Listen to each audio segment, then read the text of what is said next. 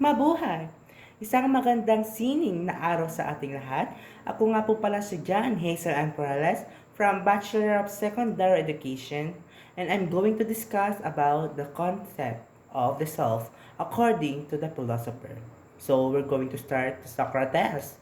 So according to Socrates, know thyself. What does it mean when you say thyself? So it is a synonymous with the word yourself. Okay? So, basically, knowing yourself. Okay? So, philosophers agree that self-knowledge is a prerequisite to a happy and meaningful life. So, paano mo masasabi na masaya ka if you don't know yourself first, di ba? Di mo alam yung nagpapasaya sa'yo. Okay? So, that's why self-knowledge na sinasabi ni Socrates. Kilalanin mo muna ang sarili mo at kung sino ka. So, sabi ng Socrates, the exciting life is not worth living. So, paano niya nasasabi yan? Anong ibig sabihin niya? So, ang ibig sabihin niya is you need to reflect. Mag-reflect ka. You need to think, okay? You need to think. Mag-isip ka. Okay? So, naniniwala si Socrates sa every man is dualistic. So, dualistic means dalawa. So, man is composed by body and soul. So, when we say body, ito yung hindi permanent. Hindi siya permanent. Okay? May flow siya, may damage. Okay? Hindi siya perfect. Temporary lang siya. Pag sinabi nating soul naman, ito yung perfect. Okay? Permanent siya. Okay? So, yon. Next is, so, according to Socrates, there are two dichotomous realms or dimension where have physical realm and ideal realm. So, pag sinasabi nating physical realm, ito yung changeable. Okay? Transient. Ibig sabihin ng transient is temporary lang siya. And imperfect. Hindi siya important. Hindi siya perfect. Okay? So, dito nababagay ang body. Okay? So, sunod ay ideal realm. Ito ay unchanging, internal, and immortal. So, dito naman nababagay ang soul. Kasi dito kabilang ang soul kasi ito ay perfect. Perfect siya. Immortal siya. Okay? So, Socrates was the first thinker to focus the full power of reason on the human self. So, who we are, sino ba tayo, who we should be, sino ba dapat tayo, and who will become, sino tayo in the future. Okay? So, according to him, the soul strives for wisdom and perfection, and the reason is the soul's tool to achieve an extended state of life. So, okay, so the soul being the perfect one, it strives for wisdom and perfection. So, ang ibig sabihin niya is maa-attain lang natin ang wisdom and perfection kung gagamitan natin ng reason. Yun ang perspective ni Socrates. Yun ang paniniwala niya. Next, we have Plato. Okay? Sabi ni Plato, the soul is immortal. Okay? So, sino ba si Plato, guys? Si Plato ay estudyante ni Socrates. Okay? Sabi ni Plato, philosophy of the self can be explained as the process of self-knowledge and purification of the soul. Okay? So, somehow, there is similarities between the perspective or view of Socrates and Plato.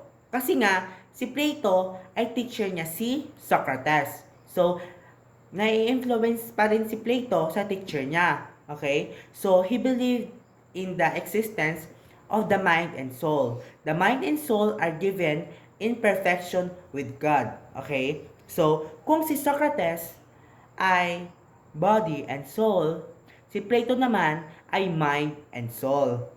So according to Plato, soul has three parts, okay? First is rational soul. Ito yung reason and intellect, okay? Divine essence that enables us to think, deeply make wise choice, and achieve a true understanding of internal truths.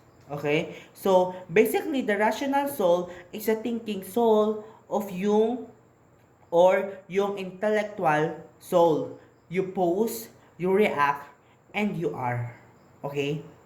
Second is spiritual soul. Ito naman is about emotion. Okay? About passion, love, anger, ambition, and empathy, aggressiveness.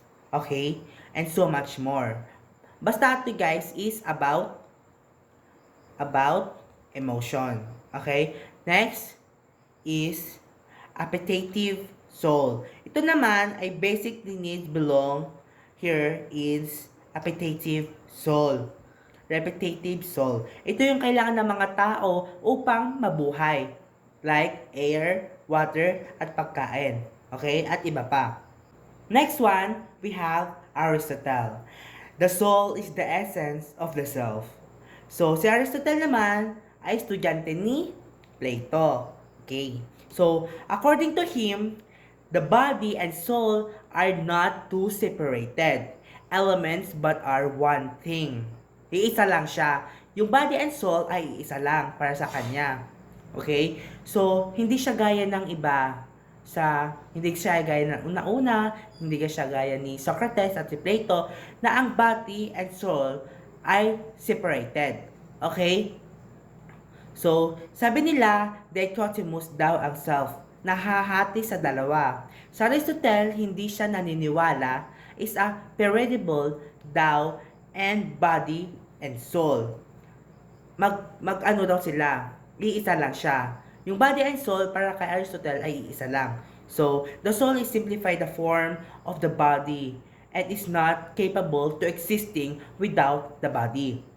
Okay, so basically pareho sila sinabi ni Socrates. Meron tayong body and soul.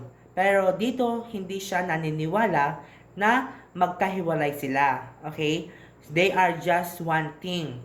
They cannot be separated to each other. Okay? Iisa lang ang body and soul. Yun ang paniniwala ni Aristotle.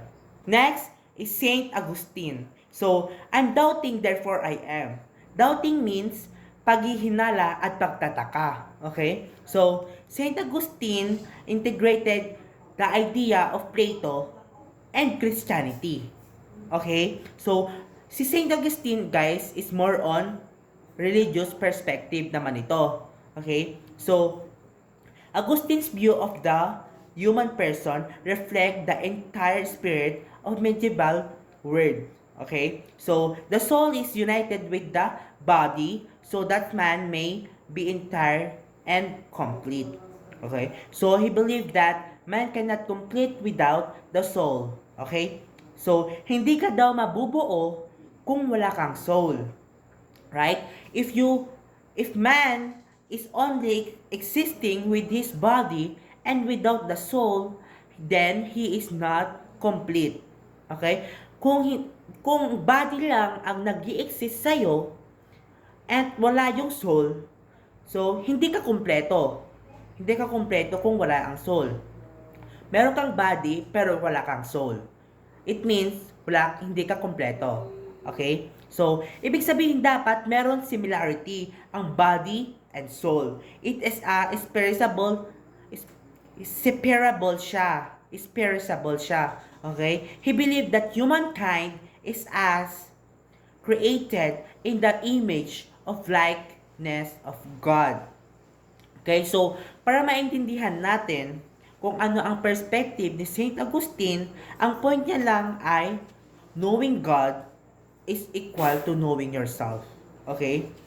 So, kung kilala mo si Kung kilala mo ang Diyos, kilala mo din ang iyong sarili. Yun ang ibig sabihin ni Saint Augustine. Ma-achieve mo lang daw ang knowledge of yourself if you know God, that what He believed in. Yun ang paniniwala ni Saint Augustine. Okay? Moving on to the next philosopher of René Descartes. Okay? So, I think, therefore I am. Nag-iisip ka, ibig sabihin, nag-i-exist ka. Okay? Sabi ni Descartes, the act of thinking about self or being self-conscious is in itself proof that there is self. Okay? So, basically, what he is trying to say that when you think, that is already a proof that there is self. Okay? So, nag-iisip ka, ibig sabihin, yun na yung proof na nag-i-exist ka. Okay? Nag-i-exist ka na sa mundo. Okay? Nag-i-exist ka na there is self. Okay? So, he believed that there are two distinct entities, that cogito and extensa. Pag cogito, ito ay yung mind and thing that thinks. Okay? So, pag extensa naman ay among the body or the extension. Next is John Locke. The self is consciousness. So, according to him, the humankind at birth is tabula rasa or black state. So, okay kung ang point niya dito, ang black state daw ay walang laman. So, pinanganak daw ang isang tao para siyang papel na walang laman. So, as you experience more in life, okay? So, nakakaroon lang ng laman definitely sa experience tayo natututo, sabi ni John Locke. So, he felt that the self is constructed primarily from sense of experiences. So, John Locke theorized that when they are born, all babies know absolutely nothing. So, ngayon, tabula rasa, black state, ang mga babies pinanganak na walang pang kaalam-alam. So, he argued that the inside of the baby's brain was empty to learn anything through experiences. Okay? So, experiential learning. Next, we have Immanuel Kant. So, we construct the self. Okay?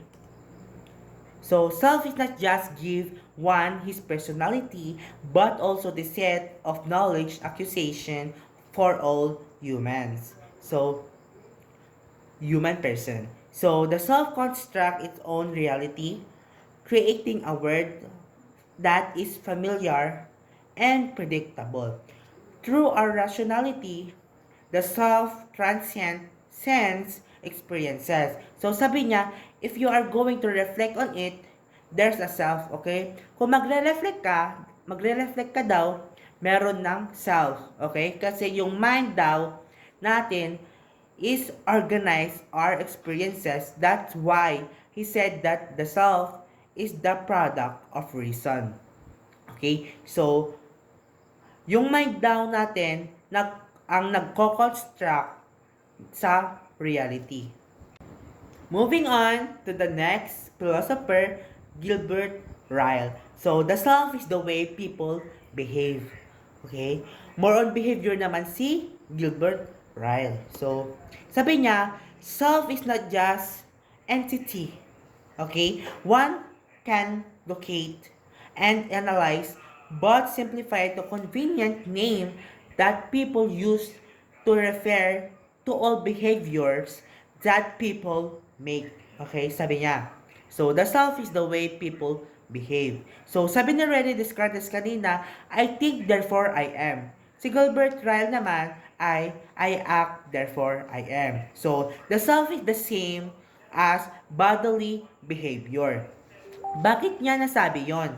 Okay? Kasi, kung titignan natin kung paano magbe-behave ang isang tao, doon daw nakikita ang tunay na pagkatao.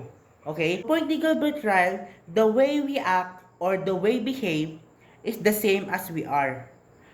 Doon nila binabase sa behavior natin kung ano ang nakikita nila, behavior ng isang tao. Okay?